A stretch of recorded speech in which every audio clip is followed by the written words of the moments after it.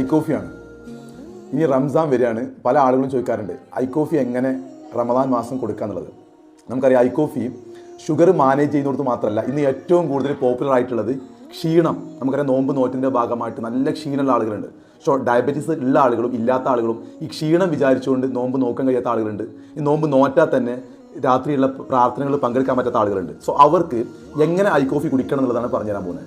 നമ്മൾ അത്താഴത്തിന് എണീറ്റ ഉടനെ ഒരു ഒരു പാക്കറ്റ് എടുക്കുക. അത് നിങ്ങൾ 1 പാക്കറ്റ് ഉപയോഗിക്കാമെന്ന ആളുകൾ 1 പാക്കറ്റ് ഉപയോഗിക്കുക. ഇനി ഷുഗറൊന്നും ഇല്ലാത്ത ആളുകൾക്ക് 1/2 പാക്കറ്റ് ഉപയോഗിക്കാം. നിങ്ങൾ ആ സാഷ എടുത്ത് നേരത്തെ തന്നെ അത് ഉണ്ടാക്കുക. ഇതുപോലെ ചുടുവെള്ളം ഒഴിച്ച് ഉണ്ടാക്കാം. കുടിച്ച് കഴിഞ്ഞ് ഒരു അരമണിക്കൂർ കഴിഞ്ഞാൽ നിങ്ങൾക്ക് അത്താഴം കഴിക്കാം. അത്താഴം കഴിച്ച് കഴിഞ്ഞാൽ ബെനിഫിറ്റ് എന്ന് വെച്ചാൽ നമ്മൾ കഴിക്കുന്ന ഭക്ഷണത്തിലെ എക്സ്ട്രാ ഗ്ലൂക്കോസ് നമുക്ക് അത് ക്ഷീണം ഉണ്ടാക്കില്ല. സോ നമ്മൾ നോമ്പ് നോറ്റ് കഴിഞ്ഞാൽ ആൾക്ക് ഉറക്കം കൂടാറുണ്ട്. ഈ അമിതമായ ഉറക്കം വരില്ല. അതേപോലെ തന്നെ നിങ്ങൾ നോമ്പ് തുറന്നതിന് ശേഷം ഇഫ്താറിന് ശേഷം നമ്മൾ രാത്രി പ്രേ ചെയ്യാൻ പോകാറുണ്ട് എഷാ സമയത്ത്. ഈ പ്രേ ചെയ്യുന്നതിന് മുമ്പ് നിങ്ങൾ കോഫി ഉപയോഗിക്കുകയാണെങ്കിൽ എത്ര പ്രേ ചെയ്താലും നമുക്കതിൻ്റെ ടയർഡോ ക്ഷീണോ ഉണ്ടാവില്ല.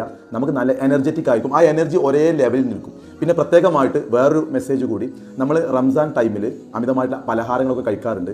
സോ അങ്ങനെയുള്ള കാർബോ അടങ്ങിയിട്ടുള്ള പലഹാരങ്ങൾ, അതുപോലെ മധുരം അടങ്ങിയ പലഹാരങ്ങൾ ഒന്ന് കുറക്കുക എന്നുണ്ടെങ്കിൽ നമുക്ക് ഒന്നുകൂടി വളരെ എനർജറ്റിക് ആയിക്കൊണ്ട് നമ്മുടെ ഹെൽത്തിനെയും നല്ല ഒരു നോമ്പ് കാലമായിട്ട് നമുക്ക് ഈ ഒരു വർഷത്തെ നോമ്പിനെ മാറ്റാൻ കഴിയും. സോ ഐ കോഫി ഉപയോഗിക്കുക, കൃത്യമായിട്ട് അതിൻ്റെ ഗുണം ഫീൽ ചെയ്യുക. ഓക്കെ.